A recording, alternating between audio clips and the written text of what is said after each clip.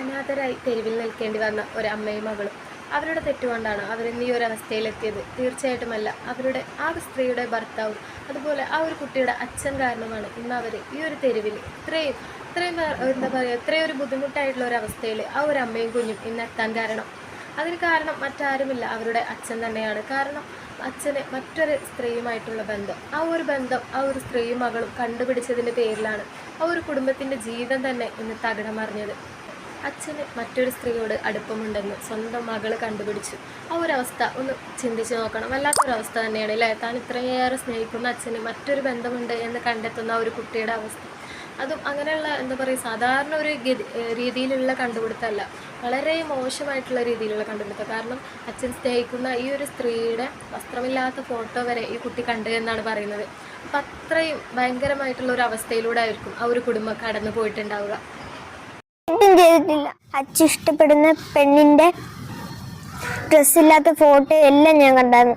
ഞാൻ അച്ഛനോട് അന്ന് ഈ സംഭവിക്കുന്നതിന് അന്നത്തെ ദിവസം തന്നെ രാത്രി ഞാൻ അച്ഛനോട് ചോദിച്ചു, നീ നിന്റെ അമ്മയാണ് കായോടി എന്ന് പറഞ്ഞ് എന്നെ പൂട്ടി ചീത്ത വിളിച്ചിട്ട് കൈ ചൂട്ടി എന്നെ ഇടിക്കാൻ വന്ന്. അമ്മ അറിഞ്ഞ് എൻ്റെ മോൾ എന്തെങ്കിലും ചെയ്താൽ ഞാൻ മോൾ കേസ് എടുത്തിട്ട് വീട് ഇറങ്ങിപ്പോകുന്നു. അച്ഛൻ പറഞ്ഞേ, നീ കേസ് എടുത്തിട്ട് ഇങ്ങോട്ട് തന്നെയല്ലേ വരുന്നേ, വേറെ അങ്ങോട്ടും പോകത്തില്ലല്ലോ. അച്ഛന് മോളെ ഇഷ്ടമല്ലായിരുന്നോ? ആദ്യമൊക്കെ ഇഷ്ടമായിരുന്നു. അച്ഛൻ്റെ കാമുകിയായിട്ട് പരിചയപ്പെട്ട് എന്നെ അമ്മയെ ഇഷ്ടമല്ലായിരുന്നു. ആ ഫോട്ടോ മാത്രമല്ല, മറ്റു മെസ്സേജും കാര്യങ്ങളും അങ്ങനെ പലതും ഈ കുട്ടി കണ്ടിരുന്നു. അച്ഛൻ ബാത്റൂമിൽ കയറി ഒളിഞ്ഞ് ഫോൺ വിളിക്കുന്നത് അങ്ങനെ പലതും ഈ കുട്ടി കേട്ടിരുന്നു. അത് കുട്ടി അറിഞ്ഞ് എന്ന് മനസ്സിലാക്കിയതിന് ശേഷമാണ് അച്ഛൻ ആ കുട്ടിയോട് ഇത്രയും ദേഷ്യം തോന്നിയത്. ആദ്യം അമ്മയോട് മാത്രമായിരുന്നു ദേഷ്യം ഉണ്ടായിരുന്നത്. എന്നാൽ ഈ കുട്ടി ഈ കാര്യങ്ങളൊക്കെ മനസ്സിലാക്കി അച്ഛനോട് ചോദ്യങ്ങൾ ചോദിക്കാൻ തുടങ്ങിയപ്പോൾ ആ കുട്ടിയോടും സ്വാഭാവികമായിട്ടും അച്ഛന് ദേഷ്യം വന്നു. നീ നിൻ്റെ അമ്മയെ പോലെ തന്നെയാണല്ലേ എന്ന് പറഞ്ഞിട്ടായിരുന്നു കുട്ടിയെ ഉപദ്രവിച്ച് തുടങ്ങിയത്. അവളെ അറിഞ്ഞുകൊണ്ട് വെട്ടിയതാണ്. അതാണ് അവൾക്ക് ഭയങ്കര സങ്കടം. അവളുടെ കവിളിൽ കുത്തി പിടിച്ചിട്ടാണ് അവളെ വെട്ടിയത്. എന്നെ വെട്ടിയപ്പോൾ തന്നെ അവൾ പുറകിൽ നിന്ന് വലിച്ചപ്പോൾ അവൾ തള്ളി തറയിട്ടിട്ട് ആദ്യം വീശിയതാണ്.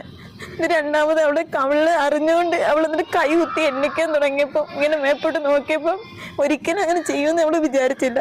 അപ്പം ഇങ്ങനെ കൈ കുത്തിയിട്ട് മേപ്പോട്ട് നോക്കിയപ്പോഴത്തേനെ ഇവളുടെ കവിളിൽ കുത്തി പിടിച്ചിട്ടാണ് ഇവളെ വെട്ടിയതാണ് ഇവള് പറയണേ.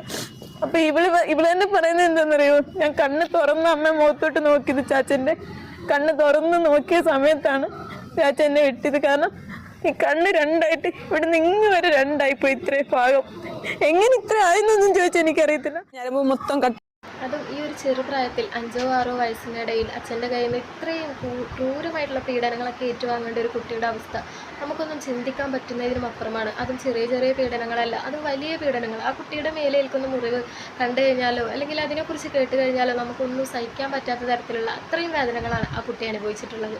അച്ഛൻ അമ്മയെയും ആ കുട്ടിയെയും അത്രയും മാനസികമായിട്ടും ശാരീരികമായിട്ടും അത്രയും ഉപദ്രവിച്ചതിന് ശേഷം ഈ അച്ഛൻ തന്നെ സ്വയം തീ കൊളുത്തി ആത്മഹത്യ ചെയ്തതാണ്. ആ ഒരു ന്യൂസ് നമ്മളിൽ പലരും കണ്ടിട്ടുണ്ടാവും. എല്ലാ തെറ്റുകളും ആ വ്യക്തി ചെയ്തിട്ട് ഇന്ന് അതിൻ്റെ പേരിലുള്ള കുറ്റങ്ങളും പഴികളും കേൾക്കേണ്ടി വരുന്നത് ഈ ഒരു അമ്മയും മകളുമാണ്. അച്ഛൻ ഇത്രയും ക്രൂരതകളും തെറ്റും അവരോട് ചെയ്തതൊന്നുമല്ല നാട്ടുകാർക്കും മറ്റുള്ളവർക്കൊന്നും വിഷയം. അച്ഛൻ തീ കൊളുത്തി മരിച്ചതിൻ്റെ കാരണം അവരാണ് എന്ന് പറഞ്ഞിട്ടാണ് അവരെ നിരന്തരം പീഡിപ്പിക്കുന്നത്. ഈ ഒരു കാര്യം പറഞ്ഞ് അവരെ വേദനപ്പെടുത്തുന്നത്. ഈ കുറ്റം പറയുന്ന നാട്ടുകാർക്ക് എന്തിൻ്റെ കേടാണ്? കാരണം അവരുടെ കുടുംബത്തിലല്ല ഇങ്ങനെ ഒരു അവസ്ഥ നടന്നിട്ടുള്ളത്. അതുകൊണ്ട് തന്നെ അവർക്കിതൊക്കെ ഭയങ്കര രസമായിട്ടുള്ള ഒരു കാര്യമാണ്. മറ്റുള്ളവരെ പരിഹസിക്കലും കുറ്റപ്പെടുത്തലും അവരനുഭവിക്കുന്ന ആ ഒരു വേദന അല്ലെങ്കിൽ ആ ഒരു കുട്ടി അനുഭവിക്കുന്ന വേദന അവർക്കൊന്നും ഒരിക്കലും പറഞ്ഞാൽ മനസ്സിലാക്കാൻ പറ്റില്ല. അപ്പോൾ ഇങ്ങനെ മറ്റുള്ളവർ കുറ്റപ്പെടുത്തിയിട്ട് എന്തിനാണ് നടക്കുന്നത്? കാരണം നിങ്ങളുടെ കാര്യങ്ങൾ നോക്കി നടക്കും. മറ്റുള്ളവരുടെ പ്രശ്നങ്ങളും കാര്യങ്ങളും അവർക്ക് അത് തന്നെ വലുതാണ്. അപ്പോൾ അവരെങ്ങനെ മാനസികമായിട്ട് ഈ ഒരു പേരും പറഞ്ഞ് വീണ്ടും ബുദ്ധിമുട്ടി അവർ ചിലപ്പം ഈ ജീവിതം തന്നെ മടുത്ത് കളഞ്ഞ് മറ്റെന്തെങ്കിലും ഒരു കാരണം ചെയ്യും. അപ്പോൾ അതിൽ നിന്നൊന്നും ഒരിക്കലും നിങ്ങൾക്ക് രക്ഷ കിട്ടില്ല. കാരണം നമ്മൾ പറഞ്ഞ് മറ്റൊരാളെ ഇങ്ങനെ ഒരു മോശാവസ്ഥയിലേക്ക് കൊണ്ടുവിടുന്നത് അത്രയും തെറ്റായിട്ടുള്ളൊരു കാര്യമാണ്. നിങ്ങളെ കൊണ്ടൊന്നും ചെയ്യാൻ പറ്റുന്നില്ല, നിങ്ങൾ മിണ്ടാണ്ടിരിക്കുക. അല്ലാതെ അവരെ പറഞ്ഞ് സങ്കടപ്പെടുത്തരുത്. കാരണം നമുക്ക് സഹായിക്കാൻ പറ്റുന്നില്ലെങ്കിൽ ഒരാളെ നമ്മൾ തീർച്ചയായിട്ടും ഉപദ്രവിക്കാനും പാടില്ല.